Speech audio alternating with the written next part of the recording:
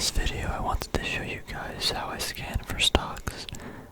If you are familiar with my videos, this shouldn't be anything new because I go through my process about every week where we do a stock market update, and I just show you guys exactly how I scan for them basically, but I wanted to make a dedicated video in case if anyone was wondering. I first want to talk about how I scan for stocks to trade, and then we could talk about how I find stocks that I want to invest in. So for trading, I have my lists in TD Ameritrade's app of all tickers that I'm familiar with.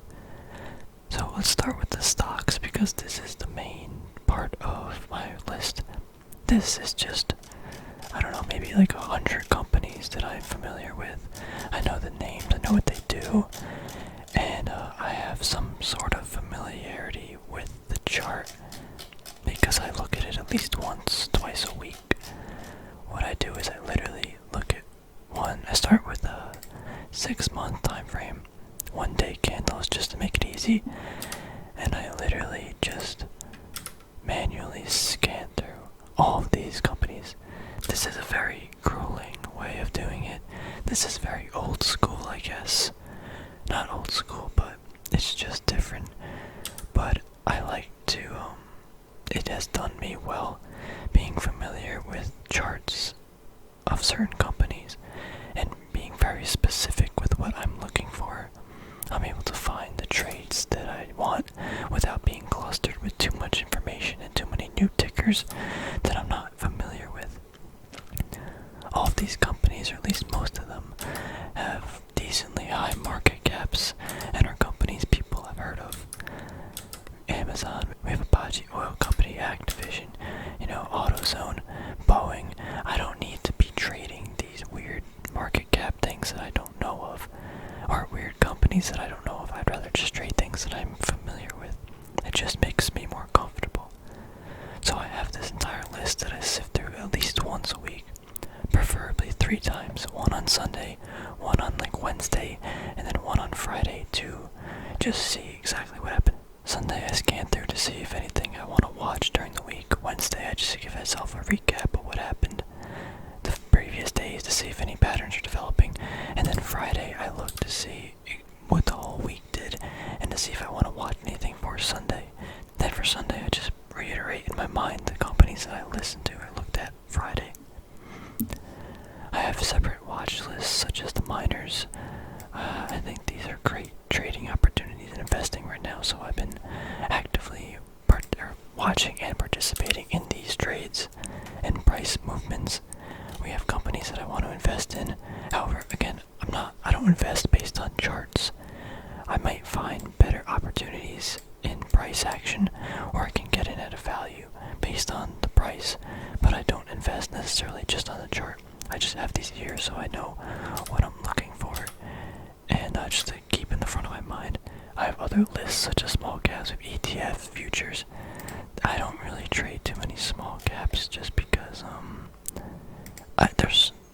look at all these companies that I can go through and find an opportunity, right?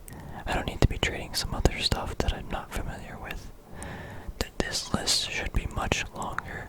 It's just sometimes TD Ameritrade deletes the list and parts of it, and I have to find out what stocks disappeared, so that's one thing. Then I finally have a list above where these are current things that I'm watching.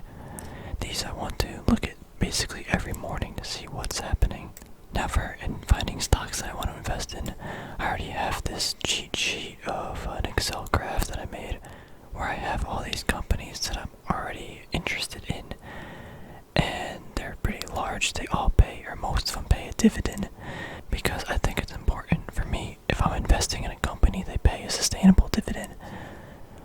That's one of the criteria of investing in a company from my point of view, is a long-term track record of dividend payment as well as an increased dividend per year. But can they also pay the dividend? So I already have an analysis. I haven't really updated this in a while, but that's how I go through it to see if companies are in my realm of that I want to buy based on their fundamentals. I don't do this too often. It's only when I really really want to make a commitment to make a long-term decision.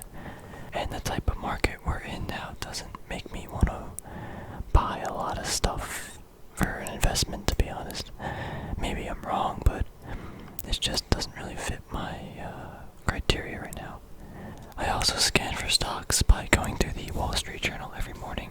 I just like to see, what's happening, just again, what's going on in the world. Is it a good time to put money to stuff? If you gain a better understanding of just things in the world, then you can just put money to certain decisions that you think might happen. One of the decisions I didn't talk about for a while, but I don't remember when, but a couple days ago they mentioned it in the news articles, was online betting and gambling. So I figured that online betting and stuff would probably rise in value or something.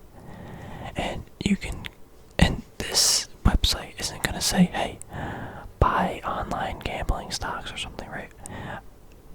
But by reading that companies or people want to gamble but don't have an outlet to go to, they'll eventually find it.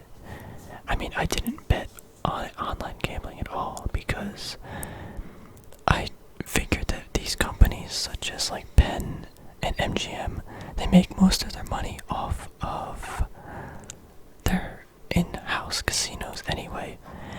And I didn't want to take that risk necessarily because I, again, wasn't sure what the percentage was and I didn't feel like doing the research, so I didn't do that. But I'm just giving an example of how you can use online resources or news articles to find trading opportunities. Every morning, CNBC usually does stocks making the biggest moves, and here you can go through and you can actually see tickers that they give and to see what's actually moving. Now, usually if you see this, you're kind of late to the move because this has already been seen by many people. There's been an article written on it, the information is just a little late, but it still can be valuable. So today is the 10th, I don't know when this video is going to be up, but one of the companies that reported earnings was Restoration Hardware, and the thing jumped 20% off of good earnings. So I'm kind of just watching it, seeing what the price action wants to do, and that's just how I use another website to find a ticker about earnings and stuff to find information. But yeah, in short, the main way I do it is I literally just scan through stocks on a large time frame, see if I like the pattern, see if I like what's happening. If I can't decide in 10 seconds or 5 seconds, I don't care enough to look. So I'll literally keep scanning all these stocks until I see something I like. And what I'm looking for is, I guess I can show you something specific, was something like T-Mobile. I last found this when I saw this price action volatility funnel kind of being created. I thought it was going to break to the upside, but it never did. I didn't get in the trade, and now it came back to retest this support area, which doesn't really matter to me too much. I don't know if I'm going to get to the trade or not, but I'm looking for these tight volatility funnels. UPS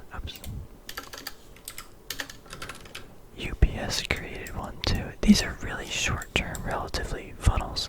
You see, we just want to see, or that's what I'm looking for, is just some sort of funnel. I think First Solar also made some. Yeah, they made it. So there's one back here where it's kind of just funneling down, then broke out of it. Then we had this other funnel here, and it failed to break it. Although, it did break it, but it kind of failed with the momentum. It's been on an absolute tear, so it had to pull back eventually. But yeah, anyway, that is basically how I trade and find stocks to invest, or just opportunities I try to look for. I like this method, it just suits me. I put on some music, I chill out, scan through some stocks, and if not, then I make a video on it and share it with you all.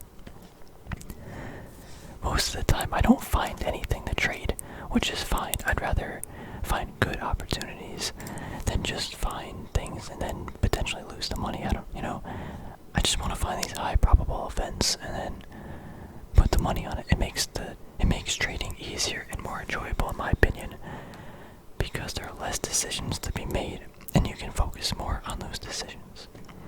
So anyway, yeah, thank you all for watching, and I'll see you guys in the next video.